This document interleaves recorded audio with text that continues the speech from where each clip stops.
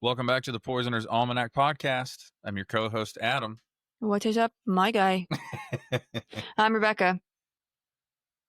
I'm here. Can I interest you in a meal? In a succulent Chinese meal? God.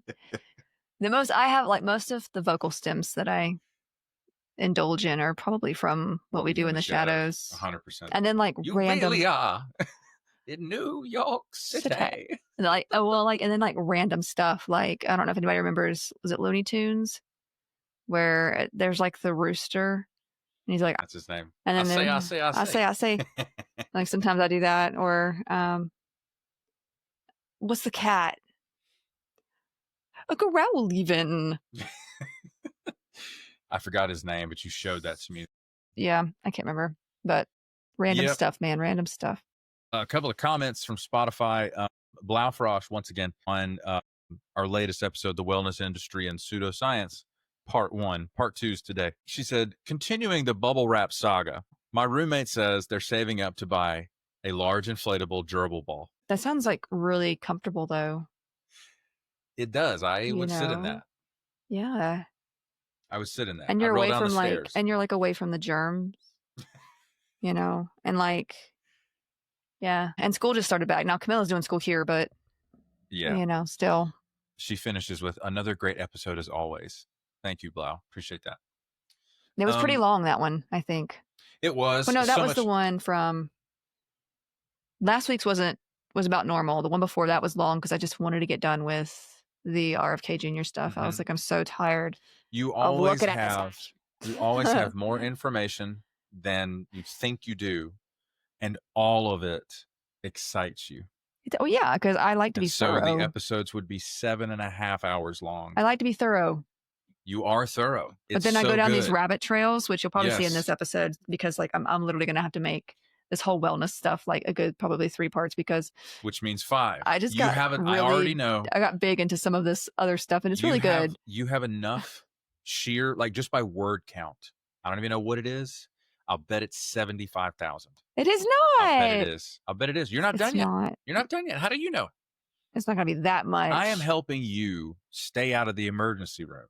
That's what I'm doing. I don't think I had the time or the energy to have that much. Well, that's in 1 week. That's what you say until you're in the ER. This is how these things work. Yeah. I'm right about this. I'm not going to the ER. This is America. It's too expensive to go to the ER in America. It's true. Oh, are you kidding me? It's cheaper to die at home. I better be bleeding profusely mm-hmm. if I'm going to the ER. Do you remember when you got bit by our turtle? We used to have a pet turtle. It bit Becca because the turtle thought Becca's finger was a piece of food. And they latch. They don't let go. They latch. Yeah. And it was underwater. And I freaked out because I was like, oh, God, necrotizing fasciitis, right? Well, because the water was kind of dirty. And I'm over here thinking, I don't want there to be an infection. I'm an overthinker. Because it broke the skin when she bit you. And we had a legitimate conversation. This is so American millennial. We had a legitimate conversation. Do we pay the $500 deductible for the ER just to make sure, just to rule out infection? $500 deductible now, though, is cheap for the ER. Well, it's all contextual. Yeah. We had that conversation. And I hate that about everything. I'd had that turtle since middle school. It's still alive. It's actually at Mom's house. Yeah. She's doing great. Yeah, she's going to live 117 years. Mm-hmm. Yes.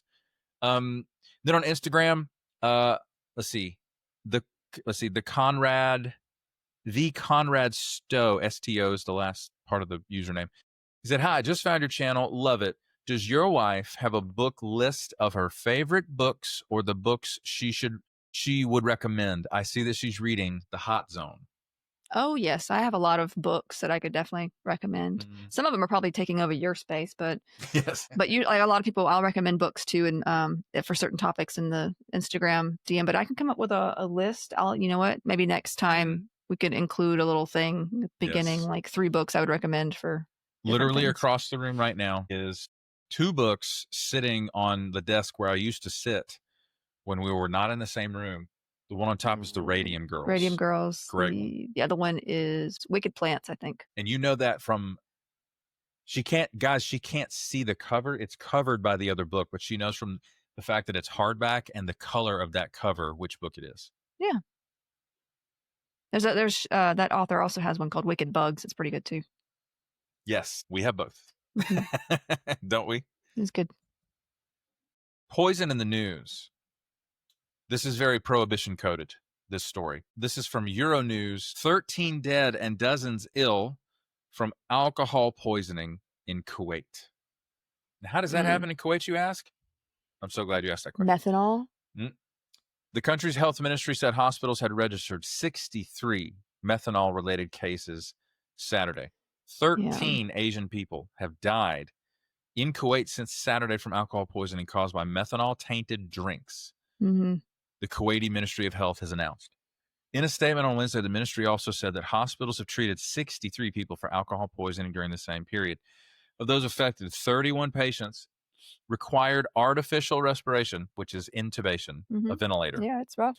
51 received urgent dialysis sessions, which, just so you guys know, that's bad. And 21 cases suffered permanent blindness or severe visual impairment. It'll do that. It affects the metabolites from that will affect the optic nerve. Now, we talked about a little bit, not in Kuwait, but we talked about this in Sri Lanka. There was a lot of, I think, was it Sri Lanka? People were going on vacation there, drinking alcohol that was not familiar to them. Like they didn't know it wasn't a brand alcohol. It was alcohol that was made.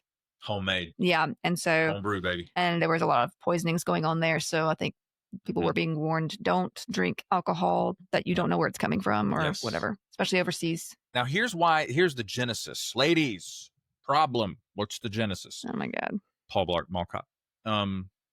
Alcohol imports have been banned in Kuwait since 1964. Yeah, well. That is 60 years, which is impressive. And its consumption was criminalized in the 80s. It is illegal to drink booze in Kuwait since the 80s. Well, if you look at our history, I mean, a lot of people died during Prohibition during our history because of methanol-tainted alcohol. That's what we all think of when we hear this. It was a massive failure. So consumption of alcohol criminalized in the 80s, leading some people to trade in illegal alcoholic beverages, often contaminated or prepared in unsafe conditions. Yeah, that's what's going to happen. There you have it. This happened during the American Prohibition. Authorities in Kuwait, urged people to report any suspected case of alcohol poisoning through hospitals or approved hotlines. South Asian migrant workers make up a large proportion of Kuwait's population, most of whom work in the construction, domestic services, and retail sectors, and are often most at risk of exposure to illegal or poor quality products. What they're referring to is they're more vulnerable to contaminated products like this. So unfortunate, but we have seen that before. Yeah. All right. Let's get to some housekeeping here. Make sure to follow us on whatever platform you're listening or watching on. Thank you in advance for leaving 5-star reviews. Follow us on socials. We've got links in the show notes. The Patreon is up and running. Let us know what kind of content you'd like to see on the Patreon. For a single United States dollar per month, you get access to perks, including weekly bonus episodes, which are all the rage. Everybody's talking about it. God, I'm triggered. Thank you for that. You have the option to leave us a voicemail that we listen to and react to here on the podcast. Also, you get shouted out by name on the podcast, and those people are as follows: Pensgirl71, Mara Santiago, Grace Lahan, Genevieve, Nahev Shatrit, Jay Went, Incan Hafner, Kiri Yorsek, Tay of Sunshine, Monique, Shane R., Sue Steves, James Mills, Megan Geiler, Liz B., Willie Wolf NZ, Mama G, Nicole Rivers, Richard Miyako, Heather Nolan, Kaylee, Sasha Rubel, Maya Showstock, Maggie Jarm, Ogre the Viking, Lynn Rocket, Brett Moser, Zaid, Neil Houdini, Nicole Crane, Jefferson Vargas, Carmen Q, Sarah G, Knittin' Ninja, Esther, Olive Octopus, Betsy Rich, T-Bug, Christine Moljadi, Morgan Brittingham, Blau Frosch, a.k.a. Clara Jurisons, Vix, Anne Maria, Carl Ziegler Jr., Clyde, Jennifer Wilson Richter, Fidgety, Wendy G, Elena MK, Caitlin Martin, Pungram, Minnesota SPT, Tasha, Stuart Slattery, Simone Valdez, Christian Scradergard, Bonnie, Oma D, Rynell Alara, Kristen Arnold, Aaron Carey, Lynn Simpson, Melissa Emmel, Desiree Davis, Jennifer Ramirez Johnson, Dalek Party, The Warped Witch, Dizzy Dancer, Creative Otter, Yadmit, Supergirl Sway, Rachel, Anya Brandt, Ebby, Leah Marie Matson, Lady Digitalis, Jesse, Shay 10, Julia Franzoni, Sparks, Gloria Eichmann, Thomas Huff, From Strings to Things, Soy Kasumi, Jessica Gasparini, Robert Jr., Kate Lennon, Ron Mack, Donna Lancanese, Lauren Smith, Anna G, Serpentine Fire, Melanie the SLP, Stuart Lee, Solstice, Chris Millinack, Mackenzie Kennedy, Libby, Hetty, Hantapalooza, Lisa MN, aka Schmut, J Moon, Kelsey H, Paper Sky, and please welcome our newest patron, Hannah Cook. Thank you all for supporting the podcast. We appreciate it, I brah. think I hear our child stomping around. She's a stomper. She's a heavy-footed person. But she's like very light. She's still in a booster seat. She's almost 10 because she just doesn't eat much. She's very picky about what she eats. So anyway, so last week I told you some of the history of the wellness industry.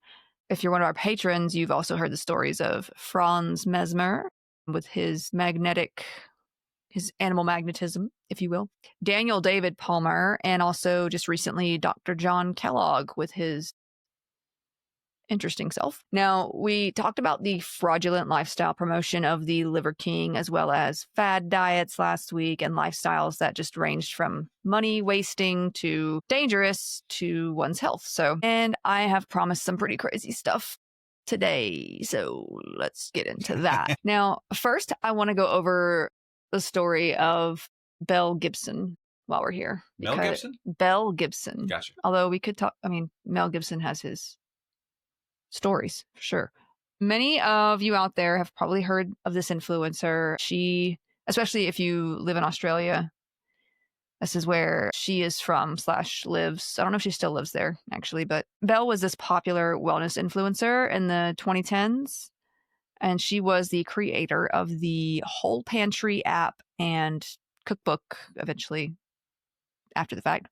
But she started by launching her Instagram in 2012. Remember 2012? A white woman's Instagram. Yeah. This was like 2012. Wasn't that when everybody was scared of the Mayan calendar? End of days or whatever. Yeah. So she was the creator of this. She started this Instagram in 2012 under the name @HealingBelle. And I think Instagram... Immediately no. I think Instagram was relatively new at this point. I think it first started to take off in like the mid 2000s. Yeah, like it was, Anyway. It was still its own company. It was not owned by Facebook at that point. Yeah. So Meta. She started this account claiming that she had brain cancer, and she began promoting holistic nutrition and lifestyle interventions as a remedy. Now, her content included inspirational quotes, live, laugh, love, posed selfies, if you will. I'm not good at posing. Like someone tells me like pose for something. You actually are. You just don't have any confidence that you are. Maybe. I don't know. Recipes for Buddha bowls. I'm guessing that's like that was probably the trend, the food, superfood trend of the day. And superfood smoothies, got your acai smoothie. And don't get me wrong, it tastes good. A lot of sugar, but she was young, she was cute, vibrant. She looked amazing, especially for someone with cancer. So her followers, many who had cancer or chronic illnesses themselves, they saw her and her claims. And of course, it gave them hope because, look at her. So they bought into it. And within a year, she had at least 200,000 followers, and it would only grow from there. Now, in 2013, she launched her Whole Pantry mobile app, which was downloaded a good 200,000 times in the first month. And it was voted Apple's best food and drink app of 2013. And it's funny, like I was not paying attention, I guess, at this point to things like this. I'm sure I had an Instagram. I don't know. Like, I just wasn't paying much attention. I don't remember much of this. Right. At all. Like for millennials, it's different. We're digital natives. So like the concept of the influencer, we're kind of like, okay, whatever. We've already learned that everybody's selling something. So anyway, so the app basically had some recipes and a shopping list feature and this conversion feature for like units, I guess, based on what you were doing, where you lived and all that. Now, she then wrote an email to this editor at Penguin Books, or at least their Australian office. And she got a book deal to make a cookbook based on her Whole Pantry diet stuff, which was published in 2014. She reached out to them? Yeah. Yeah. And then they had like her come and have a meeting. Anyway, now she got $132,000 advance in Australian dollars. Brother. And the book was only released in Australia. There were planned releases elsewhere at that time, including like the UK and the US. But in that book, she included 100 recipes for healing, which abided by this sort of gluten-free, plant-based vegan diet, and basically wrote what she'd been telling all of her followers online on her social media. That was her intro, was what she'd been telling everybody, and called it The Story So Far. The Story So Far. Now, she wrote that in June of 2009, she received her diagnosis. This is what she wrote in the book and what she was telling everybody. She stated, and these are her words, "I will never forget sitting alone in the doctor's office 3 weeks later, waiting for my test results. He called me in and said, 'You have malignant cancer, Belle. You're dying.'" She also claimed that That's she not how they withdrew. say that. You're Anyways. dying. Maybe she could have been watching a lot of, medical TV shows. They do a lot of things on those medical TV shows that are not. Mm-hmm. I've never seen a doctor spend that much time with a patient. I knew you weren't going to be able to help ever. A doctor putting an IV in. Okay, sure. A doctor getting blood from a patient. That's not that common. Sure. Anyway, I'm sorry. I'm not going off on my rant. She also claimed that she withdrew from chemotherapy and radiotherapy, like radiation, after 2 months, and embarked on a quest to heal myself naturally, empowering myself to save my own life through nutrition, patience, determination, and love, as well as vitamin and Ayurvedic treatments. What is, I don't know that word. It's an alternative medicine sort of situation. Oh, that's why I don't know. So yeah, Ayurvedic treatments, craniosacral therapy, which is some sort of, it has something to do with making your cranium sacred. No, it's like a musculoskeletal sort of thing. Okay, that's what I know. Yeah, like I read up on it and I was like, sacred cranium. I got it. So there's also a whole lot of other treatments that she was pushing. She essentially said she had cured her inoperable brain cancer with this diet and natural means. Now, she, of course, mentioned her many social media followers in her book, and she said they were drawn to her because of her authenticity and integrity. Meanwhile, the truth was, Belle did not have cancer. She'd never had cancer. And many of her followers who did have cancer were listening to her advice and leaving conventional medicine like chemotherapy and radiation like she said she had, in favor of this system that she said worked for her. And it looked like she looked great. So like people were like, well, if she has cancer and she looks like this, something.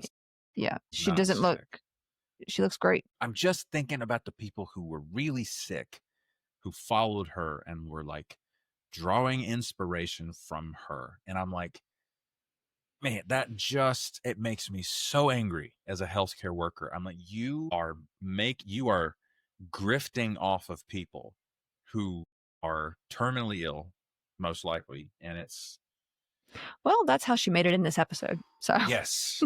Now, those with chronic illness were also choosing to forego medication and medical advice. One example was a young woman in the UK. Her name was Maxine. She told the BBC her story about how she became pulled into Belle's con. Basically, Maxine had been diagnosed with ulcerative colitis when she was 11, but it was difficult to get that diagnosis. A lot of doctors had just been blaming her pain on her period or hormones, the typical like, oh, this hurts. Well, it's probably just your period. But in reality, it was... it's not easy being a woman. In reality, it was ulcerative colitis, which sucks. It hurts. Yes. So she already had a rough history with doctors. And when she saw Belle on Instagram discussing how she had healed herself using these lifestyle changes and natural medicine, sort of a wellness method, over conventional medicine, if you will, she quickly bought in because she's like, maybe I can do that and it'll make me look and feel like her. Like, I don't have to live this way kind of thing. Now, it didn't help that the medicine used to treat her condition were like steroids, and it caused some not so fun side effects like weight gain, probably some skin problems. Steroids can cause a lot of side effects. Like, they work doing what they do, but it's a trade-off. They can cause some side effects for sure. Especially long term. If I could just interject about okay, the people who, cancer patients, they can go through treatment, surgery, treatment, what have you. And let's say it's successful. They survive, they're cancer free. they can still have leftover effects from chemo and radiation. Or be taking medication to. Like it's a long road, Yeah. and it's terrifying the whole way Yeah. through. And I don't know. The fact that this girl doesn't know anything about like chemo related neuropathy in your hands and feet or chemo brain or anything like that. The more I read up on her, and I'm sure most of her followers were not involved in healthcare, or if they were, they chose to ignore certain things. Yeah. So she latched on to Belle's system and she gave up her medications. She said, I got really into the whole diet side of things. I adopted this plant-based diet where I cut out loads of supposedly toxic ingredients. You know, there's a word that's usually used by some of these wellness influencers. Now, Maxine she cut out all animal products, gluten and carbs. And she admits that it was very extreme. What are you just eating air? Like, what are you eating at that point? Well, and she said that after a short placebo period, her health just fell apart. She became so underweight that she lost her period and she was sick a lot. Yes. She said instead of believing the system didn't work, she saw Belle like online, she was living so well and she was beautiful and happy. You know, she started to believe that she was the problem and that she wasn't good enough or doing enough, that kind of thing. And also, like, another red flag when it comes to like wellness influencers or people that are scamming people, it's like, what worked for me will work for everybody else, Sure. regardless of what their diagnosis is or whatever. You know what I mean? So like, it's that's not. that's the pitch. So, and because there are certain illnesses where diet change will help you. Yeah. You know what I mean? Certain things, but Totally. I literally spoke with a woman. doesn't mean you stop taking your medicines either, but yeah. You know, I literally spoke with a woman who was a relative of the patient I was there to see in her late 60s, hospitalized with AKI, acute kidney injury. Mhm. What was it? Low sodium? Yeah, sodium got way too low. Not a whole lot of significant health history. And she drinks like 4 or 5 Cokes every day. And I was like, sweetheart, your kidneys are going to fail. She diabetic? No. High blood pressure? Probably, if I had to guess. When I say significant, my context, significant health is like 3 strokes. Right. Yeah, I know what you mean. You know what I'm saying? I'm just curious. But like, she was ambulatory, in her right mind, she's probably retired, whatever. But I was just like, man, you can't drink Coke like that. She flat out said, I don't care. Well, a diet change like that is like, well, that's a no-brainer.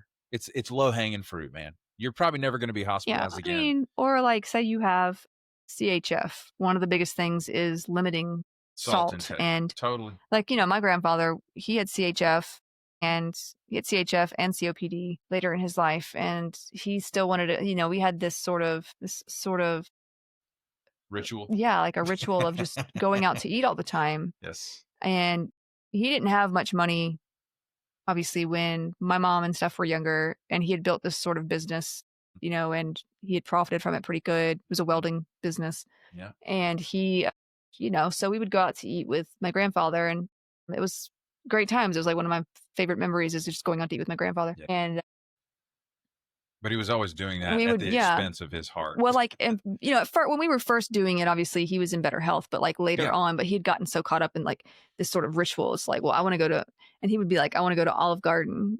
And Olive Garden, if there's especially, well, most restaurants, but Olive Garden, especially with the salt and thing, there's going to be a lot of salt. There's going to be a lot of butter. There's going to be a lot of stuff in there that's probably not the best for you, even if it looks great and healthy, right? So, but he wanted to go there, and the next day he was in the hospital with fluid overload because all the sodium. It was just the sodium from the night before, and I think he kind of knew there was a risk. He'd done this before, but it was like he wanted what he wanted, and he's in his 80s. Yeah, and it's like at that point, and you just have to kind of let people. It's true. Live their life if that's what they want to do, and they know the risks. They've been informed of this is what's going to happen. Then that's right. But to the point, there are diet changes you can make that are good. They're straight ahead. They're straight ahead. Yeah.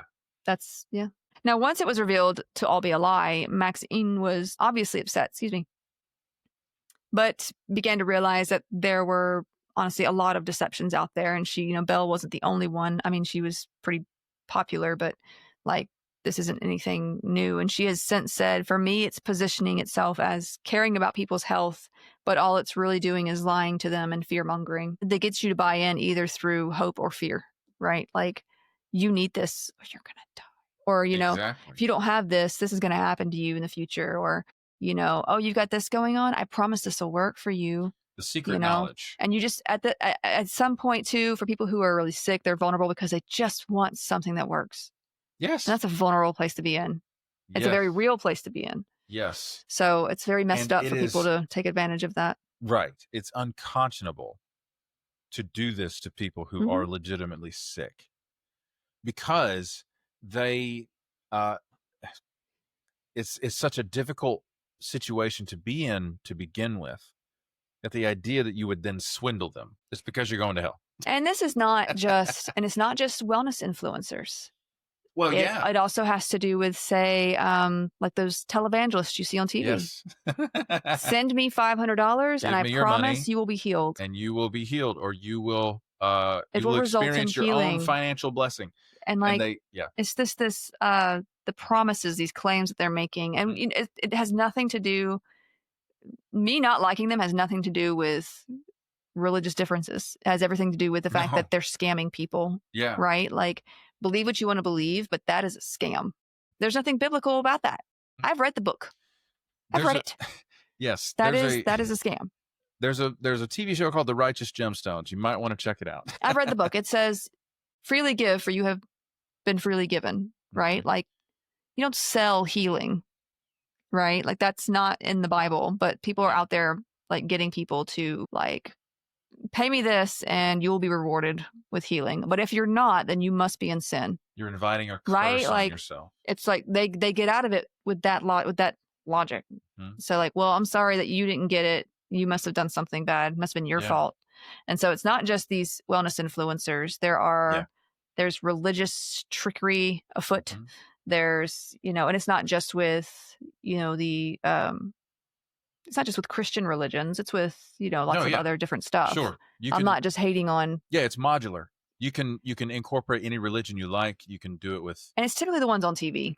It really, I'm not saying other ones don't, but case in point, had a friend that went to that ministry that's here in Augusta. I don't know if they're still there. That is it, Sandra Kennedy or some crap. Yes. That girl, that lady. Yes. She would sell these handkerchiefs. Yes. In her gift shop. Literally had a gift shop. You could go in there. And I only know this because a friend of mine at the time, she went in and she had bad, I think, endometriosis and some other stuff going on, just painful stuff. She went in and bought this handkerchief for $20 because the lady claimed that she had prayed over it and that it would heal her. Yep. So she spent $20 on a handkerchief because a lady claimed, we don't even know if she prayed for it. She could have just been like, here's a handkerchief, just hang it over there and put it for $20. You don't even know if she did or not. Whether she did or not, like selling that for $20, it's so terrible. It's awful. It's a scam. It's you are preying on people's beliefs. You're preying on people's vulnerabilities. Their hope or lack of hope, and it is. But it's terrible. So it's not just with supplements and healthy eating. There's spiritual scammers out there too. People want easy money. Yeah. The worst of us, the worst people among our society are looking for easy money because they are predatory personality types. And politicians do this too. Let's be honest. 100%. In a different way, but yeah. You really can't. Can you run for office unless you're a scammer? Honestly, I'm starting to wonder. There may only be, I can only think of maybe one or two people who currently hold elected office that do not appear to be running some sort of political scam, some sort of myopic ideology that simply capitalizes on people's deepest fears. It's not actually leadership. It's making them scared. So not to jump into a whole different subject, but I felt like that was relevant when it came to this sort of deception and scamming. Yeah. Because, whether it's on Instagram or on TV, it's, or call me now. You know that lady? That lady, and I can. Yes. I'm doing her accent because her accent was fake. Okay. Yes. Don't think I'm trying to appropriate accents. Her accent was fake. She claimed to be from, what is her name? Miss Cleo. Miss Cleo. Miss Cleo. Miss Cleo. She used to be on Channel 11. Was this a local thing?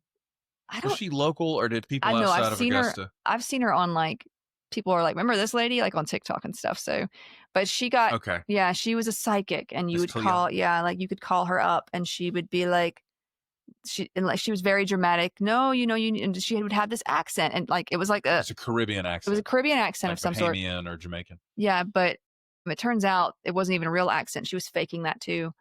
But people would call her up apparently, and she would tell them what to do in their lives about certain things. Tell them that their partner was doing this or that, or like this job, leave it. Like telling them to make these big decisions. And yeah, she was just conning people. Yes. Anyway, so that was a thing too. Yes. And it probably still is in places. So now back to this. I'm sorry. I went off on a whole thing. So another who spoke out about her experience was Kylie, who lived in Australia. She was undergoing chemotherapy for lymphoma. She also gave up medical interventions after finding Belle's Instagram and app, turning to this sort of natural way. And now like chemotherapy and radiation, they can be difficult experiences. Yes. They're not fun. You can have side effects. They're going to have, it's killing cancer cells, but you're going to have side effects. Yeah. It's a controlled form of poison. Yeah. They're trying to poison the cancer out of you, but then without, as a result, they poison you. And so you're going to have some side effects with it. But yeah. Well, good news. Our federal government spends like $500 million a year developing mRNA vaccines to target cancer cells. So everything's fine, right? Yeah, they kind of got rid of that recently. I'm being sarcastic. Thanks. Robert F. Kennedy Jr. canceled all of that. Amazing. They had a thing in place too where they were working on a vaccine, I think, to help prevent breast cancer too. Anyway. Are you like, can you imagine women not having to have mastectomies, lymphovenous bypass, reconstruction? Oh, like they care about women's health. Well, they don't, to be honest, but like I'm just imagining all the women that have died in their 30s from breast cancer, right? Or had a reoccurrence 20 years later, cancer-free 20 years later. Well, while we're on the subject, my aunt had breast cancer, and she was actually going to one of those churches, and they were telling her, this one lady kept telling her, oh, don't get treatment. Just, pray about it. Oh, no. Let it happen, and this could work out for, this could be a good thing for like the church or for God and stuff. And now you're not saying it, but you're saying if you do get treatment now, then you don't have any faith. Mm-hmm. That's what you're saying. That's right. Right. And so like, if you have been a long time believer in something and now you're faced with, well, do I have faith or don't I? Like, it's not about faith. It's about you getting what you need to get so that so that the cancer goes away. That's right. Like it's not, they make you feel like you start to self-punish. You feel shameful because if I had faith, then I would That's right. But that's not how that works. And that is just so twisted and sinister to me. Sinister. That's the only way to describe it. So it's part of, I think of the BITE model from Dr. Stephen Hassan, one of the world's foremost cult experts. Any group that tries to control behavior, information, thoughts, and emotions, BITE, BITE, that is evidence of a cult group or undue influence, to put it diplomatically. That's control of behavior. You should do this. And it's like, actually, you should mind your business. And I know that not every church is like that. I'm not against spirituality. I think healthy spirituality is good for a lot of people because they really, especially when it comes to mental health, it really helps people. But then you have stuff like this happen where there's going to be scams in every area when it comes to wellness, including the spiritual side of things. It just is. I mean, and it's not, we're going to get to some more stuff in a minute, but let me just continue because I know how I am. So, Kylie, she sees this woman, and who says she has cancer and she's supposedly in poor health. And again, she's beautiful. She's thriving. She's living. I mean, the girl is glowing. She's really pretty girl. Are you referring to Belle? Yeah. Right. She's a really pretty girl, and she just looks like she has it all. So she got $134,000. She had more than that for a little bit. But she sees this and Kylie, she's going through chemo. She's losing her hair. She's feeling awful. She's like, maybe this is the wrong way because she's looking great. And Belle, she's over here saying that what she's doing was curing her cancer, was making her better. And according to Kylie, I had her there to look at as proof. I had her on my phone. She was in magazines. She was on the news. So I trusted her. And she was in interviews and all kinds. Like nobody was fact checking this girl for a little while. So yeah, when the news about her lying came out, Kylie said she was shocked, stating, "I felt betrayed." Who makes that up? A psychopath. Now, thankfully, Kylie was able to get back into chemo and now she is in remission. So it's a good ending at least. But imagine the damage to so many lives because this woman lied and said, "Don't get treatment, try this cookbook." You know what I mean? Like how many people. Exactly. That's the thing. You can, a cancer case can go beyond a tipping point. And then the physician has to say, I mean, I Yeah. haven't seen you for 8 months. Or like a with Steve year. Jobs, like we talked about him, he Exactly. decided not to go through treatment for 9 months. I And never knew that part about him. yeah, He should be alive, to be quite honest. He should have lived longer that way. But like, it's so, is nefarious the right word? yeah. Nefarious is Maleficent's cousin, you know? Is that true? No, I just made that Okay. up. It sounds like a fun name though, so Okay. I don't know. I've got problems. I'm sorry. Now, see how easy it is to believe people? Oh my God, you're a grifter too. Now, the whole pantry app cost about $3.79, like in Australian currency. And she had repeatedly promised to donate like part or all of what was paid through that to charity. Like, and she kept changing it. She would say like half or 3/4. And then at one point she was like, "Yeah, all of it's going to go to charity." Yeah, she never did that. She failed to ever donate anything to charity. And Good God. she was basically supposed to have donated 300,000 at least Australian dollars to charity at some point, according to her own count. But she didn't do that. But she did, however, rent $1 million beachside house, bought a BMW. She got some designer clothes and some treatments to straighten her teeth. Vanity purchases. I'm all about teeth, but this is just twisted. Now, this whole not giving what was promised to charity, but spending money on a luxury lifestyle was a cause of suspicion for some, especially those close to her, like who kind of knew her and like were those who knew her and had bought into what she was saying were like, I mean, this is weird, but now she shared that these basically were baseless claims that she hadn't donated the money to charity. And we'll come back to that in a second.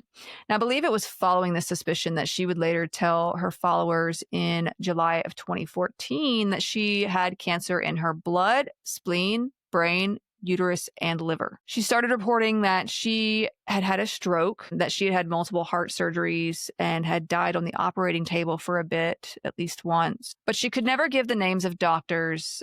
She couldn't reference any medical records at all. Like these details were just absent. She also had no signs or scarring of any such procedures that she'd claimed she had. If you've had heart surgery, you don't just come out of it without a mark there. No, sir. Just all that not. going on. I mean, the sheer number of doctors that know She's you. talking like open heart surgery. Sorry, dear. No, it's not plastic surgery where they can hide scars in places. This isn't how that works. Nope. They cut you open like a. And you've had multiple. Yeah. Okay. So she's claiming all this stuff, and her followers, were just amazed by her. One commented on a post about the multiple cancers, "You are the most inspirational person I've ever encountered. I look at you in awe and wonder and in the greatest admiration I have ever felt for anyone." And that just really makes me sad because it's like they just want something to believe in, something to hope in. And she's just lying to them and she's enjoying it, making money off of it. Anyway. Yeah. It provokes me. Like I've told you about the dark triad. How dare you? Exactly. It's like I tremble at the thought of ever harming another person. But like that's the part that is you and I, we could never stomach doing something like that. Mm-mm.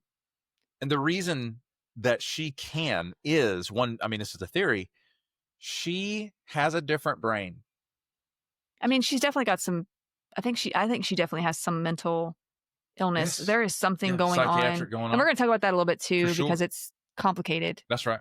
But from what I've learned about the narcissistic, psychopathic, coercive control people from like MRI scans, their amygdala does not light up the same, which is the place where you experience emotion. It's the place that lights up when you experience fear. And I mean, later on, her mother which we'll talk about her family in just a little bit, but later on, like after all this came out, her mother would talk about how like, she's like, I've, having discussed a lot of this with her, she just does not show empathy whatsoever about, and if she cries, it's usually for herself. Like it's nothing.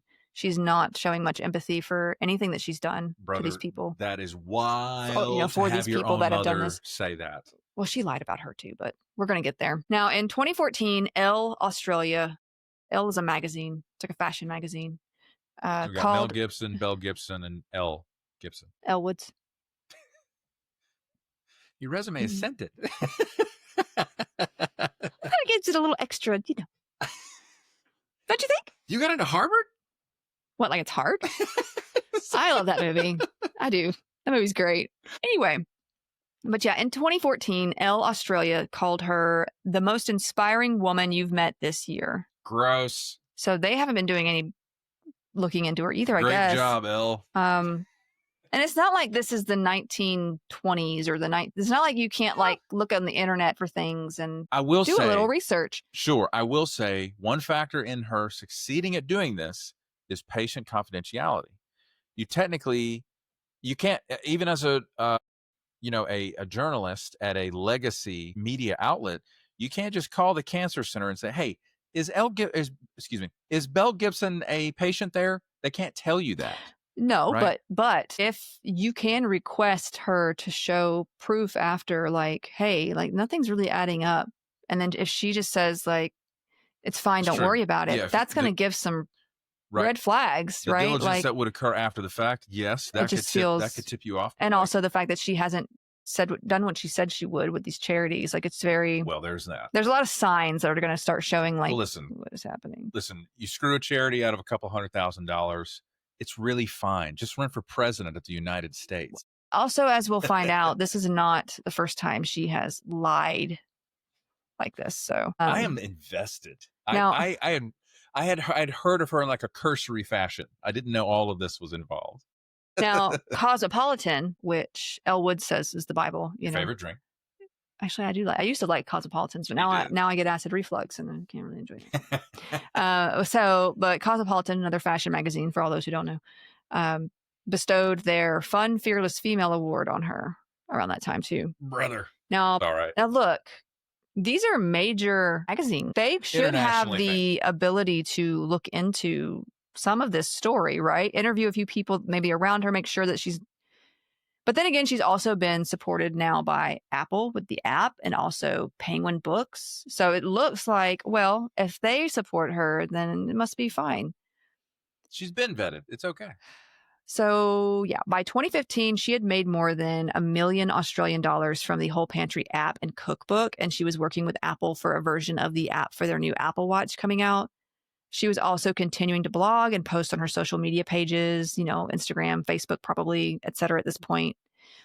Now, in interviews, Gibson claimed to have had, like I said, brain cancer, blood, spleen, uterine, liver, and kidney cancers, which she falsely attributed to a reaction to the Gardasil cervical cancer vaccine.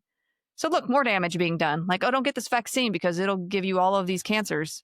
Jesus Christ. I feel like I'm taking crazy pills. Which Gardasil, it says cervical cancer vaccine. It's the vaccine for HPV, which can cause cervical cancer. So I do want to. You're saying HPV can cause cervical cancer. Yes. That's and what you're saying. Gardasil is the HPV vaccine. Right. I just want to straighten out, make sure that that's. Yeah. I'm just being straight. super, super clear there. Exactly. Now, when the book was launched in November 2014, Gibson claimed in its preface that she had been stable for 2 years now with no growth of the cancer. But then she told media outlets that the cancer had reached her liver and kidneys. And 3 months earlier, she had posted on the Whole Pantry's Facebook page that her cancer had spread to her brain, blood, spleen, and uterus. So she's just very inconsistent with her story at this point. Some closer to her did suspect something wasn't right. Like one friend of hers at that time had told the press that she was at a birthday party, I think, for Belle's son. I don't know if I mentioned this. She has a son. That'll come up. That'll come up in a minute too, though. We're going to get there. Okay. I was trying to get through some details. Yes. And then cover what was really going on behind the scenes. So, but yeah, this friend was at a birthday party and apparently she said that Belle just fell to the ground and looked like she was seizing. And so she like screamed for somebody to call an ambulance. And then Belle sat up like pretty quick, like she was fine, and was like, no, I'm okay. And she later claimed to friends that she just didn't want to go get conventional medicine at the hospital because, that would just... She faked a seizure in front of... Apparently it wasn't the first time. Or other, symptoms that she had faked here and there. But yeah, her issue was, I don't want to go get conventional medicine. And of course, if they'd taken her to the hospital, they would have been able to be like, there's nothing wrong with you, right? And everybody would find out. So of course she's like, I can't go there. And her excuse is, no, I'm healing myself. I can't go get this conventional medicine. You get what I'm saying. So yeah.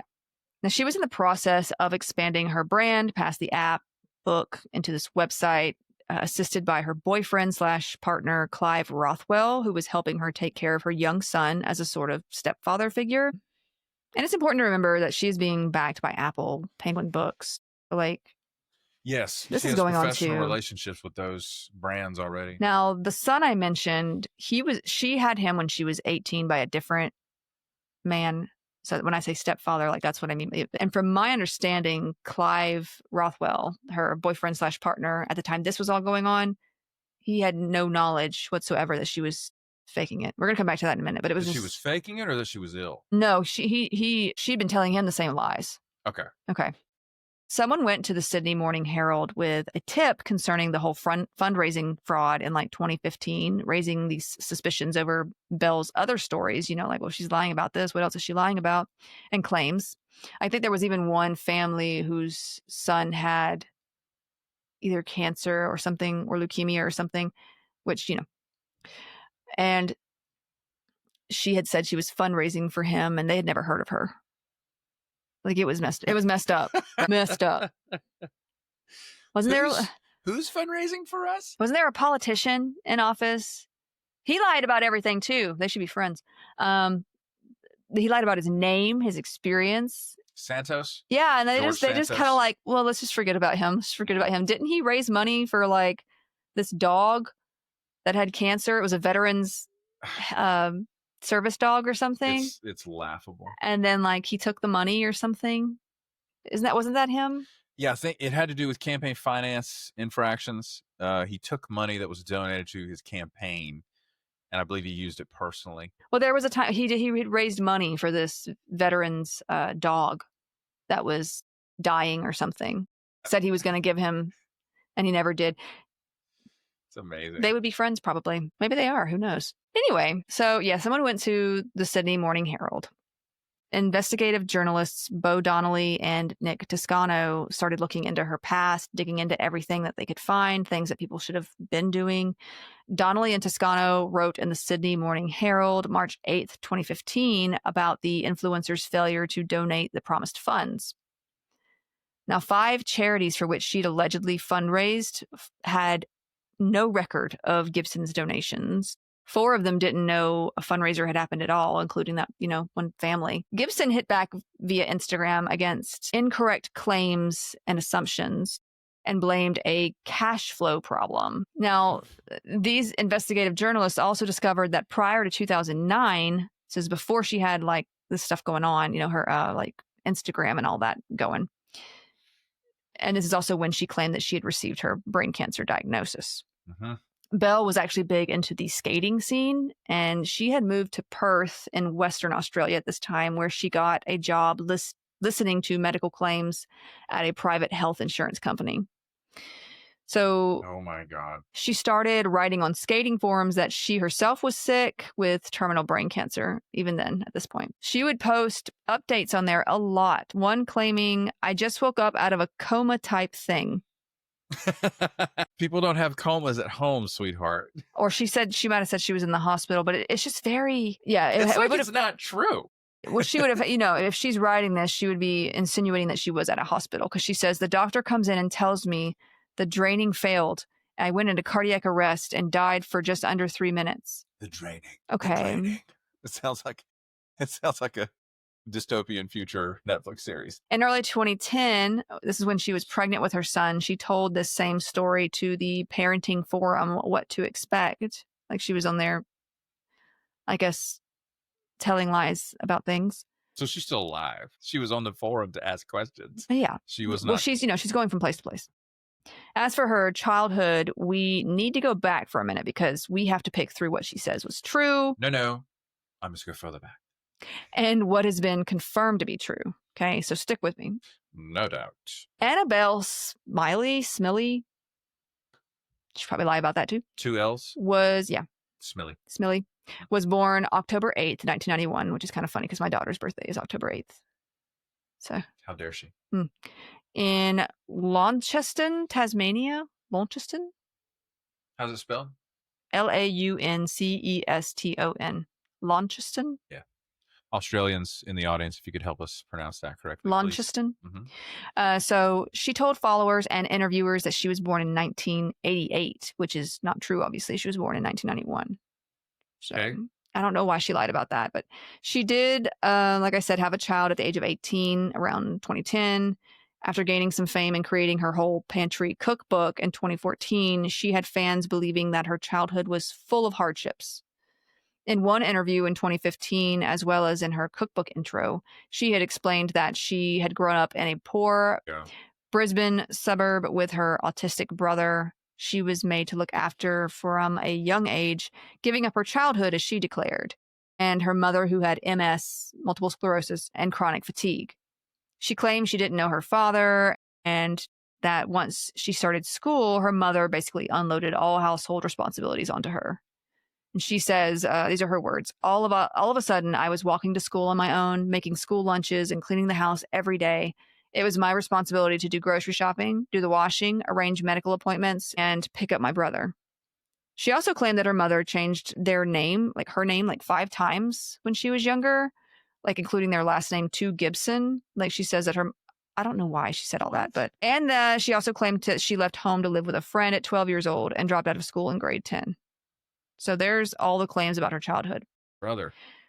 Okay. Now, the truth is her brother was not autistic. Her mother did have MS. Well, Becca, everybody's a little autistic. It's one of her favorite things to hear, everyone. As would any autistic hate hearing that, of course. But please continue. Now, yeah, her mother did have MS, and she didn't really know her dad much. Her dad wasn't really in the picture. So that part was true. But her mom basically did everything for Belle. Like, Belle says that she had to do everything, and her mother wasn't really there for her during her MS, stuff going on. And so that she had to take care of her brother and everything else. In her mother's own words, she's barely done a minute's housework in her life. I've practically worked myself into an early grave to give that girl everything she wanted in life. Every time she moved house, I paid for it. Whenever she needed something for her son, Ollie, I paid for it. Honey. If she wanted a new computer, I paid for it.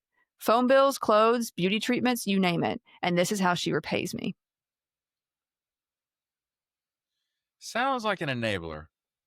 Well, I'm sure she didn't see this coming. Yeah, You're talking about a mom with MS who probably is feeling a little bit like maybe she doesn't have enough of herself to give to her daughter because she's going through these episodes. She's tired all the time. This is how I'm going to show my daughter that I love her then.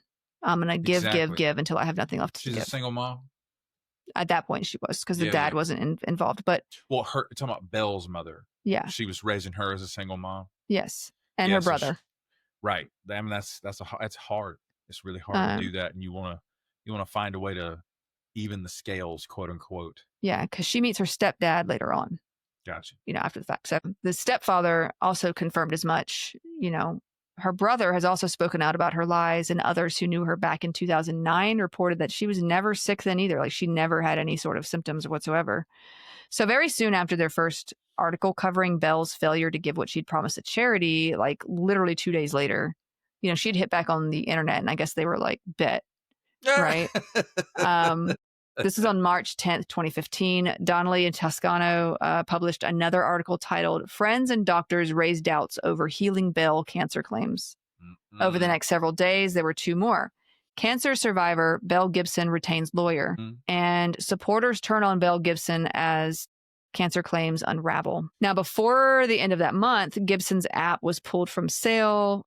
Her American and UK book launches were canceled, and both Penguin and Apple had severed ties with her. They did eventually pull the book from Australian shelves. Wow. Because it was already released there. It's a big deal for a publisher to pull a book, just so you guys know. So Belle's boyfriend at the time of her success, Clyde Rothwell, he had started dating Belle back in 2012, around the same time that she started blogging about her health journey. And he had helped, like I said, raise her son. Now, from my reading, he was not in on Belle's lies or conning and as much in the dark as anyone else.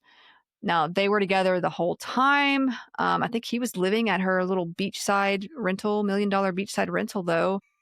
But they were together the whole time. And like, either she is really great at living the lie or he is really gullible. I'm Bingo. like, you're right next to her. What do you mean you didn't know? You didn't see any signs, or maybe you're just really enjoying this lifestyle too. I don't know. It just feels like, I just feel like there would have been something over the years. This happened over a couple of years. It wasn't just a few weeks, right? So she's not, she can't even show you these medical records. She can't tell you the names of the doctors. She's never going to any appointments. Who told her she had cancer here, here, and here then? He don't want to know. Okay. It's a lot to me. I'm not trying to say he's lying himself. I don't know. I'm just saying it's really weird. It's a really big lie to keep up with. And you got people online that are already like, wait a minute. You know what I mean? Like, okay. So Belle appeared on a 60 Minutes Australia segment where she was interviewed by Tara Brown, who kind of looks like Cate Blanchett and is very straightforward and calls things what they are. Honestly, I was watching this segment and I was like, I mean, get it. Are you her? No. That's exactly what you're like. What was her name again? Tara Brown. Yeah. She's like this because she's confident. Yeah. I call things as they are because I don't know any better to have a filter sometimes. There's a difference, okay? I remember her. She's great. She's pretty cool to watch. But you can actually watch the segment on YouTube. It's justifiably brutal. But Bella reportedly received like $75,000 for this interview. Like, they paid her for this interview. Now, after this interview aired, Belle basically got rid of her socials and sort of disappeared from social media altogether. Like, she just scrubbed it all. Now, in September of 2017, Belle was fined 240,000 Australian dollars by the Australian government for misleading readers about donating money to charity after she was found guilty of 5 breaches of consumer law. Now, the judge decided that she likely had some mental disorder in which she really believed she had cancer at some point. I don't know if she was just like turning on the waterworks and making him believe that she was evaluated by a psychiatrist during those proceedings. Not that I saw. Okay, that's what you got to have. And so, I mean, if she was, I didn't mention this in here, but that's a big jump to take. Because usually it'll say like she was diagnosed with this, this, and this, but it never said anything like that. And she denies having anything wrong with her. Criminal insanity is a completely different defense approach. You know what I'm saying? Well, like even if she is not fit. It's also very rare to actually get a criminal insanity like excuse on your. But the way that that makes me think. It just feels really. She can't stand trial. What are you saying, brother? She did tell Tara Brown on 60 Minutes that she really believed she was dying early on. You can watch the segment. It's. Yes. But when she, like, her body language the whole time is just like, Tara Brown has these eyes that are like, she is serious. You're not telling me the truth. Yeah. Like, she will call you out on it. Yes. And I don't think she was very comfortable in that situation. Belle was not comfortable in that situation. She doesn't interact with people on that level. She kind of maybe needs more Tara Browns in her life, That's why I married you. I wanted to be honest. Some have suggested that she may have Munchausen disorder, but Belle has continuously denied any sort of diagnosis or disorder and still denies that she lied or was completely in the wrong for what she did. Now, she has come out and stated that the cancer diagnosis wasn't true, but she still kind of denies that she lied. Right. So I saw her skirt around answering that question directly in the interview. Now, in a final interview in 2015, published in Women's Day, she stated, "I am still jumping between what I think I know and what is reality," she says. "I have lived it and I'm not really there yet." She kept up this whole thing where she's a victim in this story too. I thought I was dying and I don't really, I'm suffering too because now I have to figure out what I believe about myself now. Now, she did officially admit to the cancer claims being untrue, but still referred to 2 men who says did she says did tell her she had cancer and were like treating her for such with this machine that she describes as kind of being capable of both like diagnosing and treating cancer. Sure it is. The stories just don't make any sense. And while she did lie and lead on hundreds of thousands of people, influencing them to take dangerous actions, Apple and Penguin had backed her story without really looking into it at all. Penguin was actually fined $30,000 for not doing their due diligence there and publishing the book. From like legal proceedings? Mm-hmm. Brother. And Apple was just like, I don't know what you're talking about. I'm kind of down with the Australian government. They're like, you know what? You're going to pay us $200,000. So now Consumer Affairs Victoria sued Gibson in Melbourne federal court in 2016 for violating Australian consumer law. Gibson never showed up to any hearings. She was found liable nonetheless. She was fined $410,000 in Australian dollars for misleading conduct regarding her health and charitable donations. Now, Belle told them she could not pay as she was broke. And in May of 2021, authorities began to seize Belle's assets after the fine issued by Australian government remained unpaid. Yeah. It is still unpaid, though, at least. Couldn't happen to a better girl. She's just walking around, though, and nothing's really been paid back because I guess she ain't got nothing but... So all of the judgments against her have been strictly financial? There's been no prison time or... Interesting. Mm-mm. Now, during one of the search warrants performed while seizing assets, there was this video found of her wearing a headscarf, and she was speaking like part English, part Oromo. I hope I'm saying that right. I'm sorry if I'm not. And announcing that she had been adopted by the Ethiopian community in Melbourne after volunteering with them for 4 years, and that she considered it a gift from Allah. She was speaking to this interviewer and kept referring to herself as Sabantu. Like, I guess her Ethiopian name is what she was referring. She was saying that was her Ethiopian name. And she kept talking about Ethiopia. She kept referring to it as back home while discussing like political issues there. It's really weird. Now, what? The president of the Australian Oromo Community Association in Victoria said that Belle is not a registered volunteer, community member, or working with the community in any way. She continued that while she had seen her a few times, no one really knew who she even was. She was just, it's weird. I don't get it. She's setting up another grift. Yeah. I don't know. She's embedding herself, trying to there embed is herself. something mentally going on with her. I mean, she's obviously a pathological liar. But now, ironically, 3 years before her own scandal broke out, she had posted on her Instagram, "You have serious mental health issues if you conjure up lies, situations, health issues, struggles, or add an unreasonable amount of detail to keep things interesting.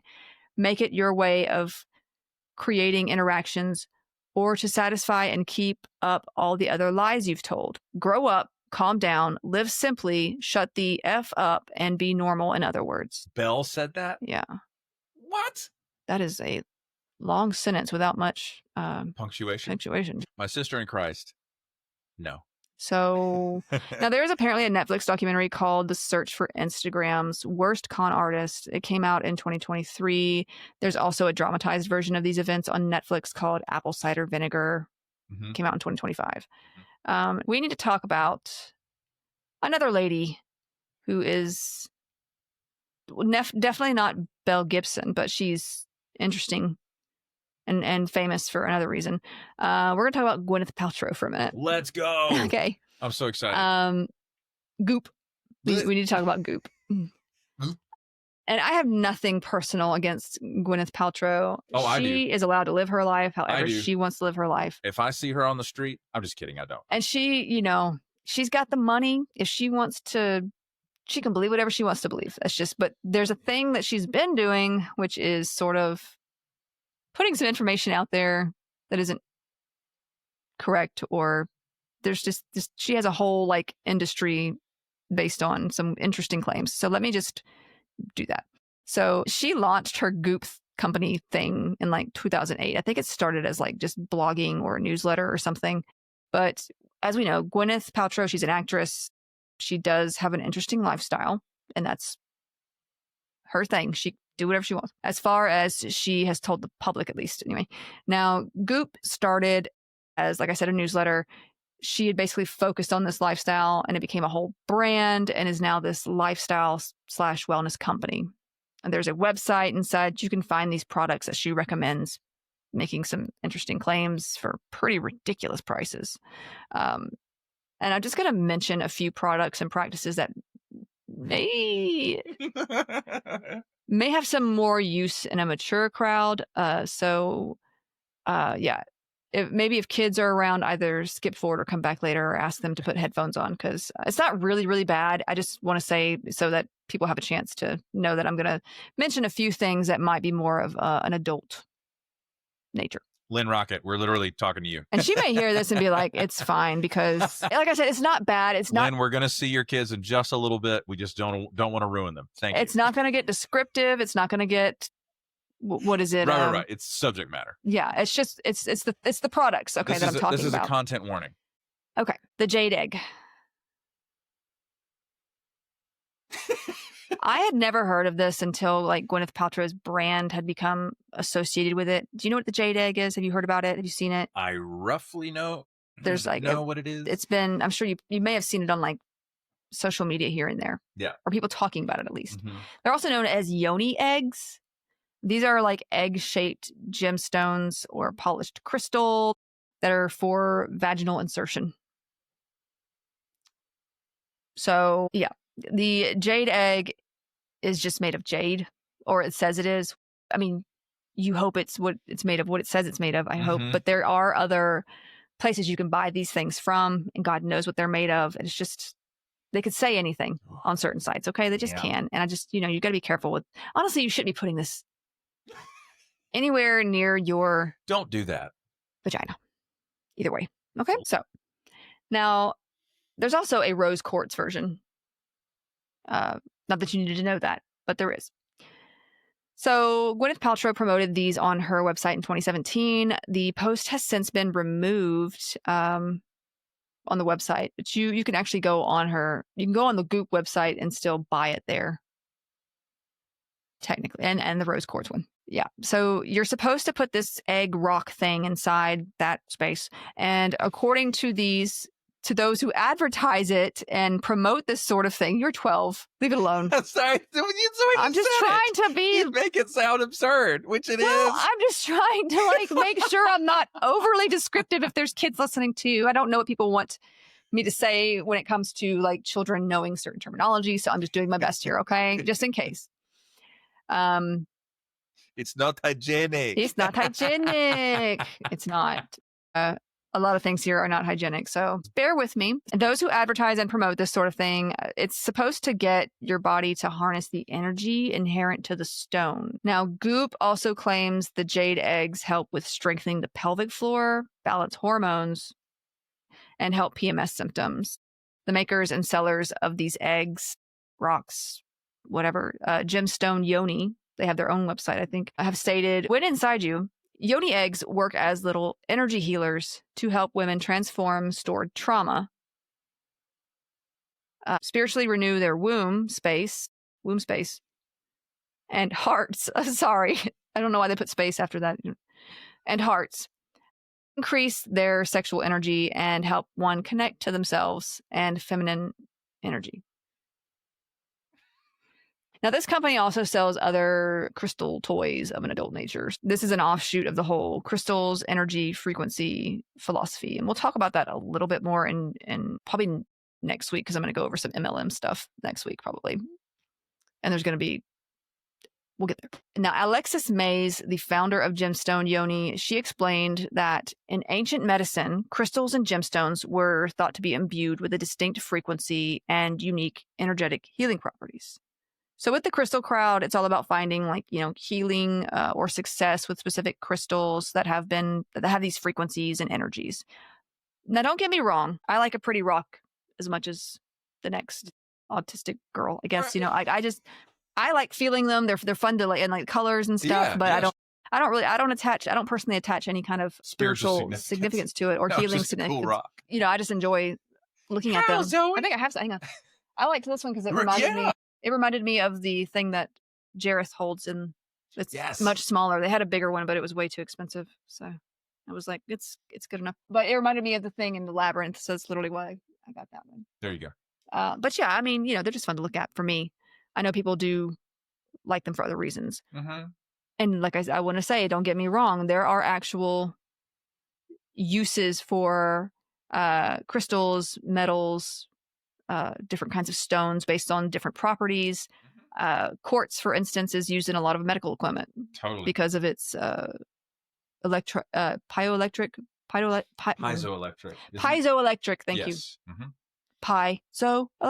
Piezoelectric properties. And so we'll talk about a little bit more about that next week, but I'm just there is some use in medical equipment, like ultrasounds too, with this kind of thing.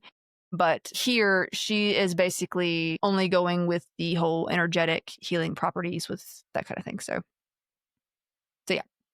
But you know what? If you like the rocks and you like them for spiritual things, get all the rocks. Hey, totally you. Live your life. Live your life. Just don't lie about having cancer. Yeah, they don't. They don't cure cancer or ADHD. There's some that say like if you have ADHD, this is gonna. I'm like, what if you lose the rock because you have ADHD? What? Like I would lose it. Anyway, so this is more of a spiritual philosophy. I'm pretty sure this whole jade egg thing is honestly more of an outlier. You don't hear even those who enjoy the whole crystal thing, doing the crystal stuff. Like they don't. Most of them are not going with the jade egg thing. Like you're not sticking it in a place that you're not putting it in an orifice. But right. I'm thinking of that. I'm thinking of that store that we went to in on the coast. Remember that store we went to? Yeah, they had the really heavy incense. It was killing me. Was it really? It was. Okay. I was like, cause Camilla wanted to look because they did have some pretty like jewelry and stuff. But like there was nothing in there like this. And they were all no. They didn't have no jade eggs. No, gosh, no. Yeah, they had like other metaphysical stuff, I guess you could call it. Right. But I would love to like ask them about the jade egg, and they'd be like, "That's crazy. What are you talking about?" Yeah, we went in there because we were like curious, about some stuff, and I was like, "Oh, I wonder if they have any bracelets." And they had shiny rocks, and I'd like to look at shiny rocks. So, but yeah, they were, I'm sure there was more of a spiritual thing going on with them too. But yeah, they did not have jade eggs or rose quartz eggs. That'd be that's a bridge too far for the crystal lady. Well. You shouldn't be putting anything like that. And I'm pretty sure they would tell you this too. You probably shouldn't be putting anything like that into an orifice. Great point. And especially like in that area too, like it's just the pH in there, it has its own pH. It has its own system. It can break down certain substances. Yeah, you putting like something like this up there, if it has some sort of toxic substance on that crystal stone, or if it's made of something that they're not telling you about or whatever, it can cause a lot of problems. It can cause problems without that because it can mess up the other stuff going on in there. Yeah. Which I won't go into detail, but. And that's a mucus membrane. Yeah. That can absorb things. So you can't be willy-nilly about putting things in there. And also things can get lost. Oh God. Look, as a nurse. I thought you were about to say, I've lost some stuff. No. That's what it sounded like. You started that sentence with, I'll tell you what, I lose a lot of stuff, but not that way. I'm not trying to weird anybody out, but I'm still looking for. No, I've definitely never had that experience. When you said, when I was a nurse, I'm like, oh God, thanks. No, just because, you see some stuff as a nurse. You do. Moving on. The ER nurses have seen the craziest X-rays. But no, I lose things a lot, but not in that way. So no, I have not. Now, yeah. So most of the crystal crowd is probably just as weirded out by this sort of thing, but everyone has their own philosophy. The only issue I have is when scams like this come along that can be harmful, Sure. And we're going to talk about this sort of thing with essential oils next week too. Now, obviously, there is no scientific evidence of this helping anything, and it can actually cause harm because of how sensitive that system, like I said, down there is. Such things like these foreign bodies into areas can, like I said, affect the pH, lead to infections, possibly even those things getting stuck where you'd have to go get it out. Now, some of the sellers of these egg rocks, whatever, also claim that ancient civilizations used jade/crystal eggs like this, and that it's been a thing for 5,000 years or so. This is a false claim. There's no historical evidence whatsoever that this is the case. One company has advertised it's estimated that women have been practicing with stone eggs for over 5,000 years. Empresses and concubines of the royal palace of China used eggs carved out of jade to access sexual power.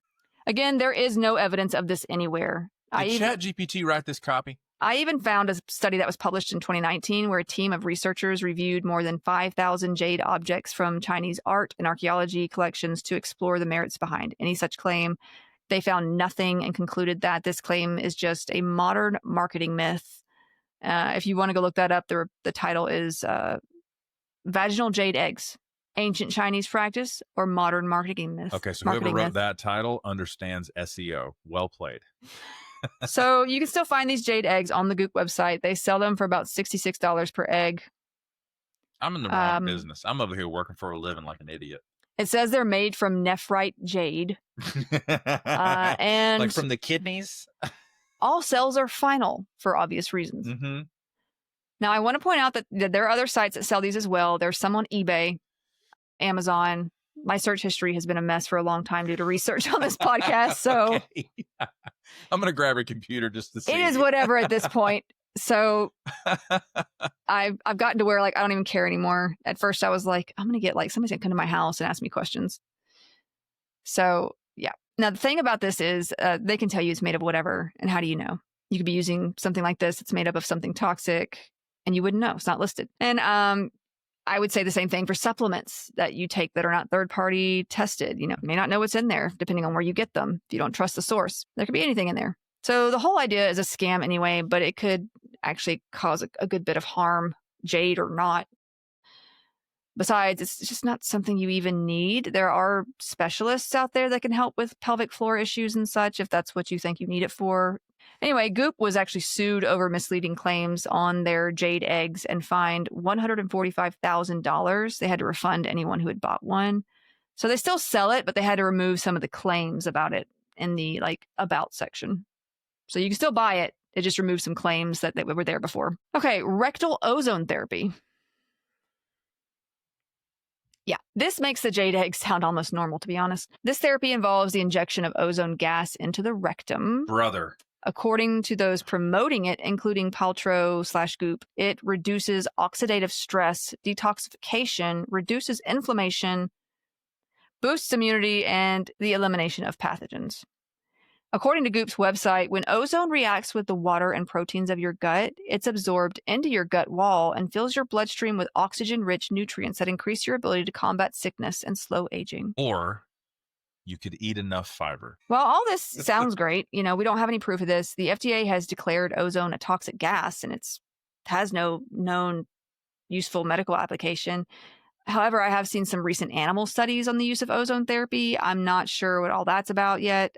According to the U.S. National Code of Federal Regulations, in order for ozone to be effective as a germicide, it must be present in a concentration far greater than that which can be safely tolerated by man and animals. They've also stated, although undesirable physiological effects on the central nervous system, heart, and vision have been reported, the predominant physiological effect of ozone is primary irritation to the mucous membranes. Which is literally where they're putting it. Amazing. This makes sense to me because we know that inhalation of ozone gas has caused inflammation to the airways and it can lead to pulmonary edema. So that's we deal with O2, not O3. And even O2 you can get too much of. It's true. The oxygen we breathe in, we don't breathe in pure oxygen. No, it's air. It's actually mostly nitrogen, yeah. Totally. It's just a great study in how chemistry works, or biochemistry. The drastic difference between a diatomic O2 molecule and then the O3 molecule. They do not interact the same because the electrons behave differently in their outer valence shells. Well, it's so smart. And there's things like O2 bars too, where people are like, you'll get more energy if you come get this oxygen. It's like, no, brother. Unless you have COPD and you have been prescribed oxygen, it's not going to do you any good. It's similar to football players breathing oxygen on sidelines after they've come off of the field. I mean, they've been running all over the place, but you're just going shopping. I don't know. It just doesn't make any sense to me to pay for that kind of thing. But I mean, she probably has tons of money, so it doesn't really matter. Of course, she's going to be trying all. She's bored. She's going to be trying all kinds of stuff. Permanently wealthy. They also state on their website, this is the U.S. National Code of Federal Regulations, A number of devices currently on the market generate ozone by design or as a byproduct. Since exposure to ozone above a certain concentration can be injurious to health, any such device will be considered adulterated and or misbranded. Now, Paltrow said she was dealing with, and she said she was having fatigue and brain fog. And so, honey, you're just bored. You're rich. well, You don't have anything to do she in said life. she was dealing with long COVID. And I don't know if she was diagnosed with that or what, or if I don't know how she came to that conclusion. So I don't know. But her chiropractor, Will Cole, Red who flag. I think also has a podcast from what I've read, he helped her put together this sort of long COVID treatment that involved this rectal ozone therapy, as well as some other things. And he sells these gut supplements that are close to $200. He also sells a toxin test for $724. Now, for a moment, while we're on this, those online toxin tests, allergy tests, genetic disease tests that you just find online, those are not really accurate or worth what they cost. If you're looking to test yourself for something like that, you should really ask your doctor or get a specialist. Or it's just, you would not fellowship-trained believe allergist. how easy it is to scam people with these tests. Because here's the thing, if something comes back positive, oh, you're positive for this, you need this supplement that I happen to sell. That's just how that works. It's almost like I'm making it up. And if you've done that before and you got this sort of thing going on, I would get a second opinion for sure, because a lot of them are not accurate. Sometimes they're just scams in and of themselves. What expertise of the respiratory system does a chiropractor have to be prescribing a treatment regimen for long? Well, you weren't here for the bonus episode. I forgot about that. So in original chiropractic medicine, okay, with Daniel David Palmer, who said he got this practice from a doctor who had died 50 years before. He was big into spiritualism. So he got his info on chiropractics in a seance. It's so good. But he also was a follower of magnetic healing for a time. So putting it together, he wanted to create this whole religion of chiropractics. I don't know what's taught in chiropractic school these days. I don't know if this whole thing I don't know if it's different now. I don't go to a chiropractor. I've only been to like one, and that was because I had to, because of insurance, whatever. And from what I've heard, there are some chiropractors who still think the same way as back then, anti-vaccine and a lot of that stuff. And the original, I guess you could say doctrine, because he wanted it to be that. You could fix anything by, I don't want to say manipulating or something to do with the spine, because in so doing, it's almost like the magnetic healing. If you've got something going on, it's because there's a subluxation or something in your spine. Vertebral subluxation is what he kind of termed it. And if we can just fix that, it's going to fix that issue too. So for them, it's all about this sort of mixture of, or at least for him, it was all about magnetic healing plus the whole spinal column being sort of the frequency changer of the body, I guess, if that makes sense. It does not. Well, I'm following you. It just makes no clinical sense whatsoever. The man was into spiritualism. He got this from a dead guy, a ghost.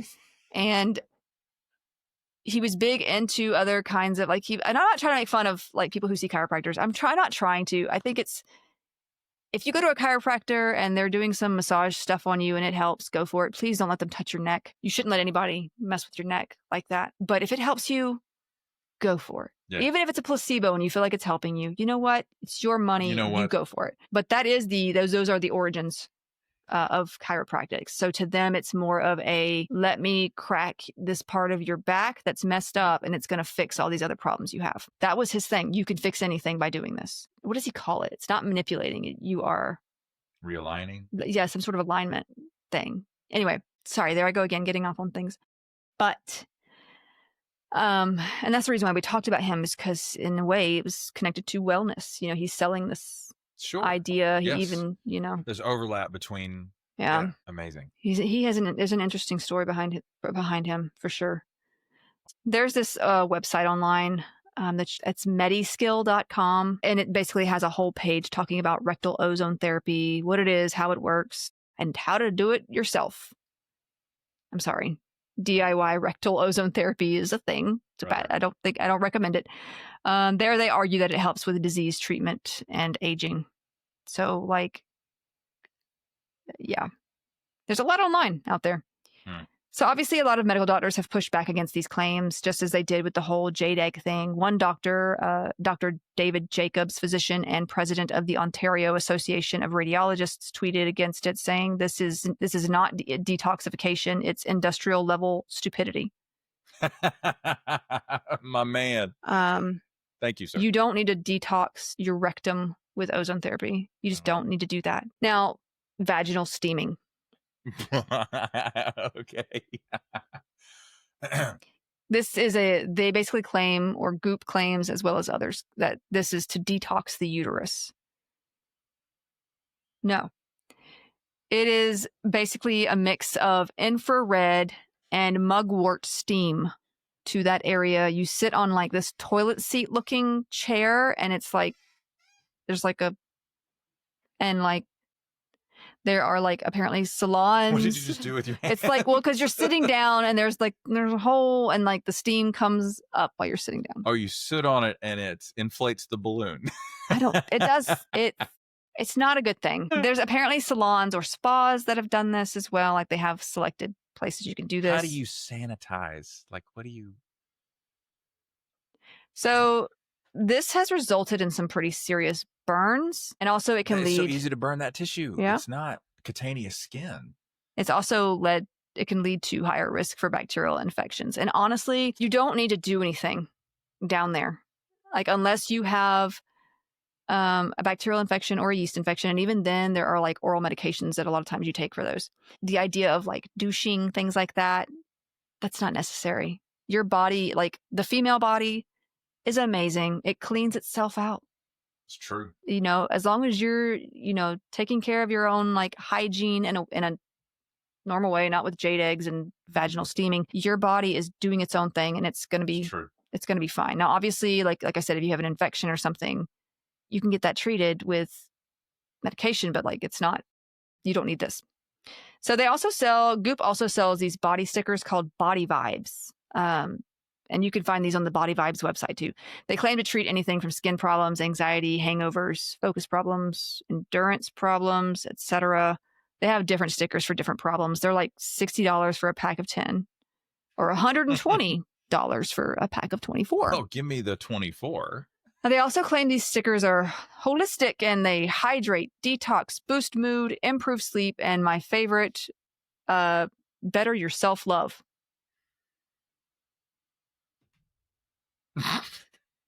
If you want me to test that, I can test that. And how do they do this? The main site for the Body Vibes stickers says they rebalance the energy frequency within our bodies through stickers. What does that mean? Now, Goop also claimed that these stickers were made from the same material used to line NASA spacesuits. What does that have to do? Just say the Shroud of Turin. Let's just go for the, Technically, they said they were made from the same conductive carbon material that NASA uses to line spacesuits, and that they could possibly come pre-programmed to an ideal frequency, allowing them to target imbalances. I don't even know what that last claim means. Can we meet the guy at the factory who's pre-programming? I don't even know what that means. I don't even know how you would. I don't know what that means. NASA got involved, and they were like, no, babe. Is it really? Basically, when contacted, they probably don't even go. I'm sure they don't go to the Goop website, and they're like, they're lying. They probably got way too many more things to do. Probably reached out to them. Yeah, but a rep for NASA said that NASA spacesuits do not have any conductive carbon material, for one. Goop then pulled that claim from their site, and Body Vibes sent out an apology stating, "We apologize to NASA, Goop, our customers, and our fans for this communication error. We never intended to mislead anyone. We have learned that our engineer was misinformed by a distributor about the material in question." That is a very specific bit of misinformation. And all sales are what? Final. So they said he was misinformed by a distributor about the material in question, which was purchased for its unique specifications. We regret not doing our due diligence before. We regret. All sales are final. Including the distributor's information and the story of our product. However, the origins of the material do not in any way impact the efficacy of our product. Body Vibes, even though we don't know what it is. Body Vibes remains committed to offering a holistic lifestyle tool and we stand by the quality and effectiveness of our product. This entire statement has been run through our legal department. And part of me just wants to test some of these just to be like, 100%. see, I'm going to space. I still hate everything. It's not working. So if you do some digging, the creator of this material is a guy named Richard Eaton. And see, I like to dig. And I love that about you. And he owns a company called Alpha Biocentrics. Scam. Is it a scam yet? He has no background in health or wellness at all, but he has been a marketing expert. That's all you got to tell me. When asked about studies or evidence to back up claims with his material, he has said doing this research would be too costly for his company. He's also told another source that research done on his products is confidential. That's another way of saying non-existent. Okay, so moving on from that, Goop has claimed that underwire bras cause cancer, which she got from this Dr. Habib Sadeghi. Sorry. He is a doctor of osteopathy. But he's also an integrative functional medicine doctor. So he likely got this from a 1995 book titled Dress to Kill by Sidney Ross Singer and Soma Grismeyer. Sorry if I said that wrong, but they claim that the tightness of bras, especially underwire bras, restricts the lymphatic system, which is responsible for draining toxins from the body. Brother, no. They claim that this leads to a buildup of toxins in the breast tissue that then leads to breast cancer. This is not true. Women don't wear bras 24/7. No, and even if the time that they take it off would allow, even if there was restriction of lymphatic circulation, that tight, that's super tight, brother. You've got the wrong bra. Now you can't. That's a corset. Look, I have heard of people getting cysts from wearing sports bras that were too tight. I've heard of that. It's not cancer, but like it's got to be pretty freaking tight. Yeah, it's got to be really tight. Okay. Yeah. And you shouldn't be wearing super tight clothes anyway, because that's uncomfortable. But organizations like the American Cancer Society, the National Cancer Institute, and the Fred Hutchinson Cancer Research Center have all stated there is no scientific evidence to support a link between bra wearing and an increased risk of breast cancer.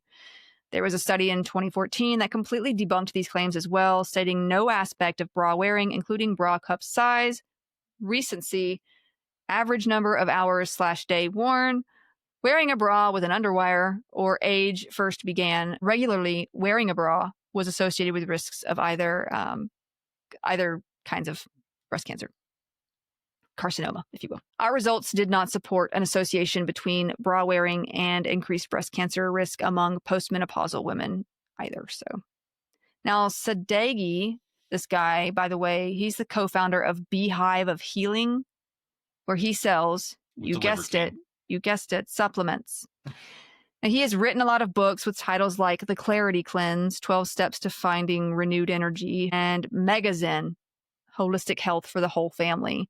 But these just scream red flag to me. This is what I mean by like taking terms that sound great and using them to push your money-making scams, including books like this. And not all supplements are bad, but the idea, for instance, like boosting one's immunity, like that's just a marketing thing. I know it sounds great. And vitamin C is good for you, but you're not going to be able to boost your immunity past what your body is capable of doing. It's just going to get rid of any excess vitamin like that. Yep. It is a water-soluble vitamin. You're just going to pee it out. I'm sorry. You can take it. It's not going to, I mean, like, you could take too much vitamin C too and have some not so fun side effects. So you can take too much, but you can also spend a lot of money on these vitamins and you're just creating an expensive pee. So, and you can support your immune system with eating a diverse and healthy diet, exercising, getting good sleep, trying to not be stressed out. We're all stressed out, but here we are. Mm-hmm. Your body's... Sorry. Oh, I felt that. Long term, manage stress while we're all stressed out. Who cares? Long term, though, your body's only going to keep the vitamin C that it needs. It's going to flush out the rest. And you can say, well, I took vitamin C and I got better for my cold. And yeah, it's a cold. I mean, it's a virus. You're going to get better typically over time anyway. But for the record, you cannot supercharge your immune system, nor will any food or supplement boost it past what it already is with a healthy lifestyle. Well, you could supercharge it with an mRNA vaccine. I mean, that's just protecting you against a virus by giving you immunity to it, right? Of course, so it's not, So it's better. So it's not necessarily boosting your immune system. It's just sending it a message. Hey, be on the lookout for this. It's like posting wanted signs, you know? Okay, now I'm just going to list a few of the treatments that Goop has promoted or sold because I don't have the time to discuss them all in detail. And there's a lot of these are self-explanatory. So also, not all of these items are still on their site. These are past and present items that have been there, though. And you can honestly find these elsewhere, too, unfortunately. Okay, coffee enemas for about $135. So I feel like we've kind of discussed that a little bit already. Vampire repellent spray. This is for emotional vampires. Are you making that part up? I am not making it up. So Colin Robinson, beware. This is $30. Does anybody have any up, Doc? This is about $30 that you can buy this vampire repellent spray.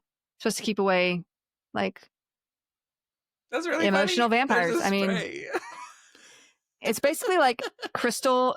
It's like a crystal in this bottle of fluid, and you spray it, and it's like. It'd be great if you sprayed that on your skin, and I was immediately like, "Oh my god, I can't." Amethyst bottle for $84. This is a water bottle with claims of giving you positive energy. It's literally got like a little amethyst crystal in there. I guess you're drinking amethyst water. I don't know. Is it dishwasher safe? Who knows? Probably not. Leech facials. Basically, a leech sucks the blood out, and then you use the blood on your face. There's been like conferences that they've kind of been at where they do these or they support these. There's a similar facial called a vampire facial, I think, and I think Kim Kardashian or somebody did it. One of the Kardashians did it. They get your blood out of a vein, I think, and then they put it on your face as a facial. It's blood. Okay. Sure. I don't know. Or no, they might inject it like underneath the skin. It's something weird, but ew. It was already there. It's not necessary. Do not recommend. IV drip bars, O2 bars. We talked a little bit about that. The whole IV drip bar thing has been popular. I mean, if you want to get some B vitamins in your veins, you can. It's just expensive, and you can honestly just take B vitamins if you're deficient. I mean, it's not gonna. Whatever. Now, Cambo frog venom treatment. Might be combo. No, Cambo. Whatever. This is more of a ritual practiced by indigenous groups in parts of South America. Outside of South America, it's kind of become an alternative medicine practice that started kind of in the 2010s, kind of recent compared to some of the others.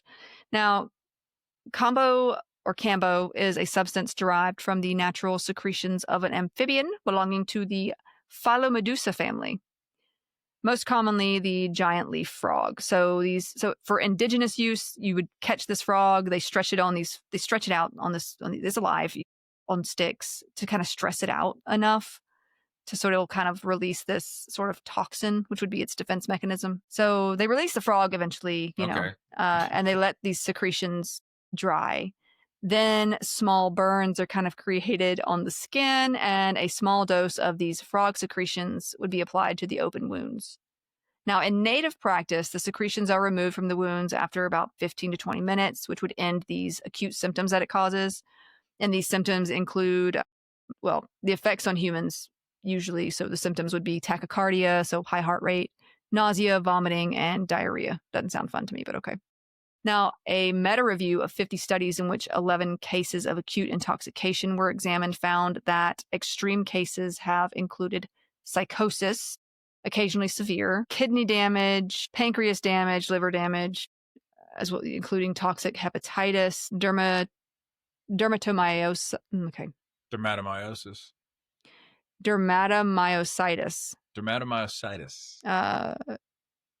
Esophageal ruptures, seizures, in some cases leading to death. So why? South American natives say it aids fertility, cleanses the body and soul, increases strength, treats fevers, depression, chronic pain, and brings good luck to hunts.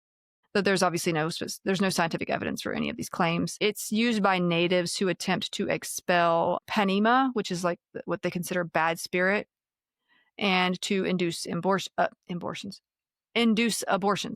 Whoa. The secretions are also commonly used in people who suffer from laziness, which is a condition conceived as unfavorable by different people groups in the area and different native groups, because the person has stopped participating socially. I'm like, they would not like me. So I'd be like, I don't want to go anywhere. Maybe they just give her the frog the frog Bring treatment. the frog. The toads. Bring the toads. Is it toad? Whatever. Bring the amphibians. Yeah. In not South America, where rich, Also known as skinny, North America. rich, skinny white women take other culture stuff and call it wellness. A person's skin is deliberately burnt multiple times, usually on the upper arm or leg, by a practitioner of this, using kind of a smoldering stick or whatever. The practitioner then uses saliva or water to reconstitute the secretions, which are probably in powder form at this point, and then place it on top of the burnt skin. And those having this done would be encouraged sometimes to shout "Viva" whenever one of them vomits into their bucket. Apparently, this is what I'm reading. Okay. I don't. Short-term effects include violent nausea, vomiting, diarrhea, swelling of the face, headaches, and high heart rate. These secretions seem to be vasoactive, and they are absorbed very quickly. So, okay, so that's that. They also sell a meditation band. This is about $350, and it's basically like it's these like futuristic-looking headphones that spit out nature sounds. Basically, I mean, just get a white noise machine, but yeah. And it's supposed to keep your mind on meditation if you're struggling with that. There's also a if I lose $350 for no reason, I'm not going to be able to meditate. There's also the rainbow mat. This is $2,000. It's this mat. Give me 3 of them. It looks like a yoga mat, but it's got gemstones, crystals in it that warm up with these like infrared heat. And it's supposed to relax tension and stress. That's I've never spent $2,000 stress-free. No. That's yeah. That was so good. But I mean, you know, it's Gwyneth Paltrow. She's got the money. Right. And people who are her friends probably do too. So I don't know. I think she grew up rich too because she's of her Nepo parents. Nepo Yeah. baby, right? Yeah. And she's actually a really good actress. Yeah, I mean, I like I said, I have nothing personally against her.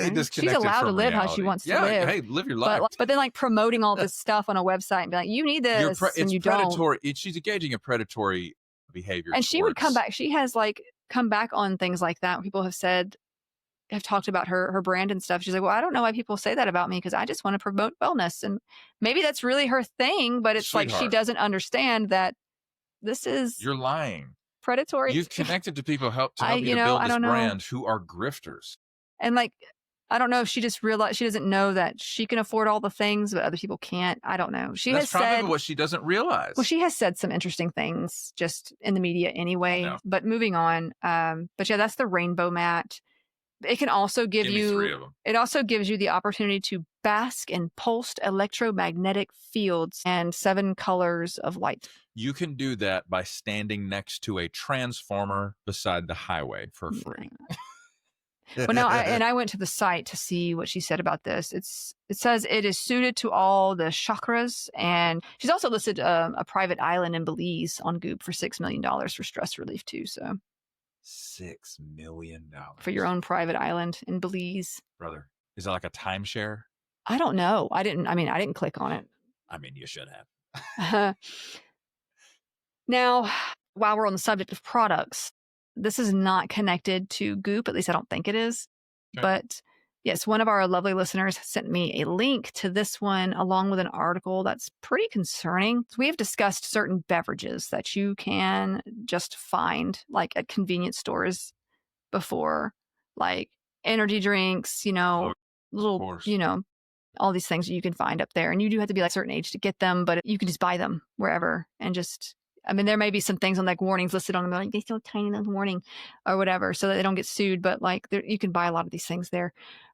But yeah, adult or THC gummies, things like that. Now, in our day, weight loss supplements had dangerous amounts of caffeine and other substances were a thing. Like you could buy at the counter, which a lotto ticket.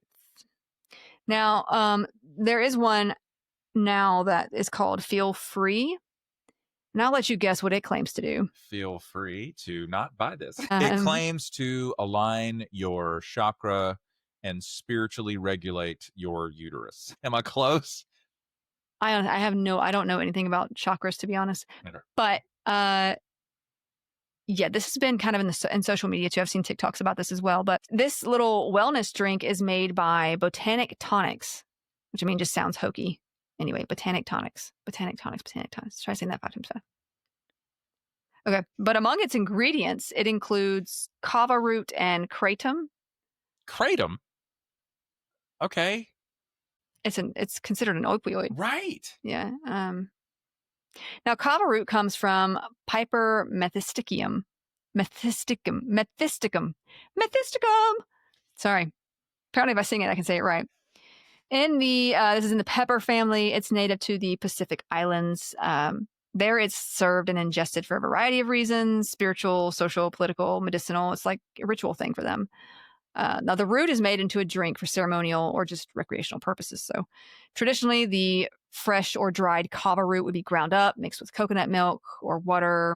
Then this little concoction would be strained into this sort of communal bowl because it was considered like a ceremony thing, like a cultural thing. Depending on the culture and location, different additives may have been included, might have been ingested a little differently here and there. Many South Pacific cultures have great respect for the plant itself. Commercially speaking, because like I said, there are white, skinny little women who like to take, not just women, but like I'm making fun of Gwyneth Paltrow, I guess. But like they like to sort of take things that are a cultural thing and make it into a wellness thing. It's now more popular. I think you can actually find kava bars, actually. Yeah, there's quite a few kava bars in America you can go to in different places. I haven't seen one in Georgia, but who knows? It's loved by a lot of wellness peeps. It's made by soaking dried root powder in water and then straining that. So it's like the powder form we don't really know how that powder form is made either. So it can be dangerous because, if you've got synthetic things going on in there, mixing stuff up, that can be dangerous in and of itself. So kava root contains compounds called kavalactones that act on GABAergic, dopamine, norepinephrine, and CB1 receptors. They do some other stuff too. I don't have time to explain all that, but it's just letting you know how it works. Now, just know this has a sedative, hypnotic, muscle relaxant, euphoric effect. Yeah. And it also reduces anxiety. Well, who knew? At least short term. Now, kava may produce an initial talkative period followed by muscle relaxation and eventual sleepiness. Initially, drinking it can have a numbing and drying effect of the mouth caused by these local anesthetic actions of these kavalactones, and chewing the root has these anesthetic effects, apparently. Now, moderate consumption in its traditional form has been concluded by the World Health Organization to have like pretty low health risks. Of course, I say the traditional way. I mentioned that the powder forms, there's no telling what else is in there. But like with everything, one can overdo it. Also, some products, like I said, that have these kava extracts have been known to lead to liver problems. So it's not believed to cause cognitive impairment or lead to addiction. However, the other ingredient, kratom, is more concerning. Kratom is native to Southeast Asia of the kratom tree. It's known to be addictive and for its opioid-like effects. Consumption of its leaves produces both stimulant effects in low doses and sedative effects in higher doses. It can lead to psychotic symptoms and psychological and physiological dependence. Kratom leaves contain 2 major psychoactive ingredients. I'm not going to try to say those names. These leaves are crushed, then smoked, brewed with tea, or placed into gel capsules. So, yeah, that. There is no medicinal purpose for it. The Food and Drug Administration has declared kratom to be an opioid back in 2018, and they have taken steps to crack down on products related to it. Kratom, however, is not federally regulated, but 5 states, Alabama, Arkansas, Indiana, Rhode Island, and Wisconsin, have banned it. That was according to that report from the Congressional Research Service. Now, there have been several cases of psychosis reported with the use of kratom, where individuals addicted to kratom exhibited these psychotic symptoms, including hallucinations, delusions, confusion.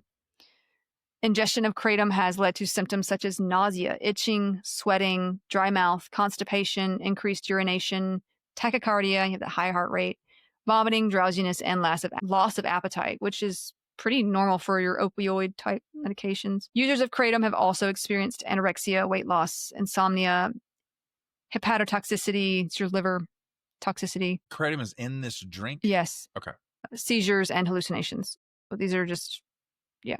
Botanic Botanic Tonics, the maker of Feel Free. Pretty pissed at those people. Oh my God. They actually agreed to pay $8.75 million to settle a 2023 class action lawsuit that claimed it failed to warn consumers about the risks of kratom and because it advertised the product as a safe replacement for alcohol. Wow.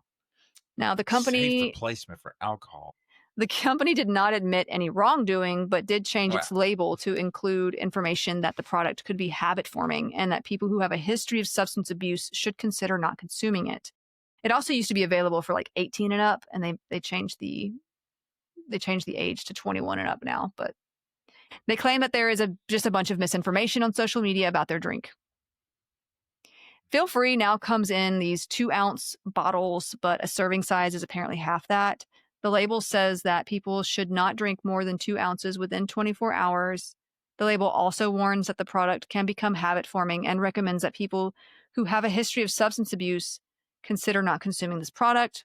FDA Commissioner Marty Makary had said that 7-OH, which is one of the 2 main chemical compounds found in kratom, should be classified as a Schedule 1 substance alongside drugs like heroin, ecstasy, marijuana. Good Lord. Meaning that it has no accepted medical use and a high potential for abuse. In 2016, the Drug Enforcement Administration, the DEA, said that it planned to classify the compounds in kratom, including 7-OH, as Schedule 1 drugs, but it dropped those efforts after significant pushback from kratom advocates. Yeah, that's not how that works. You're just saying you're not going to do it. So, just this little story. One former consumer, John, who didn't want his last name included, he said that he used to be addicted to heroin and meth, but he was 8 years sober when he tried Feel Free in this local herb store, and like it was in South Carolina in 2024. Herb store? Yeah. They probably sell supplements, dispensary? but also could be that too. It's a very ambiguous term. They probably have things like CBD, but also have things like, I don't know, sage over here, and then like your supplements, and then Brother, that's drinks the and wrong things. place for a sober former addict to be. Yeah. I mean, they could be selling like vape stuff too, which is also not a great thing to be doing. Mm-hmm. Now, he said that this is in 2024 when he first tried it, but he became so hooked on the stuff that he was drinking a case of the stuff every day. He lost his job. He depleted his 401k, which at that time was like $8,000. He sold his PS5 and his gaming laptop and everything I had, he said, in order to afford more of the stuff. He didn't realize, I would think like a week in, he's probably thinking, hang on. I mean, addiction is, I don't know. He's been through it before, though.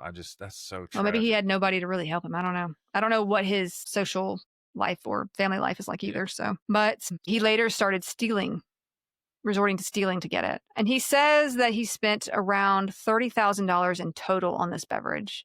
He actually tried to quit multiple times, and he had posted his withdrawal symptoms on his TikTok page to show people how bad it was. He was experiencing intense body tremors, sweating, difficulty breathing, and foaming from the mouth. He also, he was actually hospitalized because of how bad the withdrawal symptoms became. And there's like footage of this, of him being, footage of him being hospitalized. And he was placed on a ventilator, ended up with pneumonia while in there too. He could have died, could have easily died.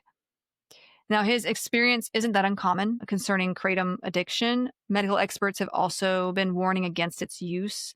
One of these, Dr. Robert Levy, who's an addiction medicine expert and an associate professor of family medicine and community health at the University of Minnesota Medical School, has said that kratom is concerning. I've seen kratom addiction and treated it many times.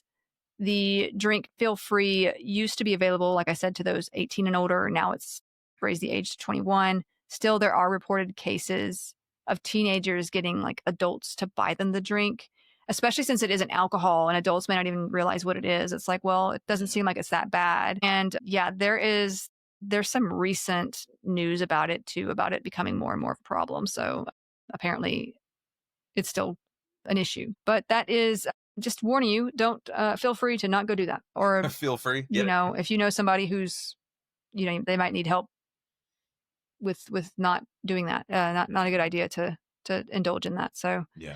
But yeah, I know that you're probably like, oh my God, is she ever going to be quiet? But that's that's what I have for this week on wellness. Next week I want to talk about some MLMs because like I started writing about that stuff too and looked how many words I had and I was like, this is gonna Part 3 of 7. no. It will be. No. Prepare yourselves, audience. I just know I'm gonna No. I'm gonna See, you underestimate how deep the rabbit hole is gonna go, and you're gonna go down it. And I'm just gonna say it's gonna be a 7-part series. And that's fine. The listeners love it. There's a lot of MLMs out there / pyramid schemes that sell a lot of different products that are like health, wellness. And so, and then they have a legal Armageddon and then they rebrand and continue on. Anyways, we're about to go into another hour of, okay. Yeah. All right. That's going to do it for this episode, y'all. Thank you so much for listening and watching. We will see you in the next one. Bye. Bye-bye.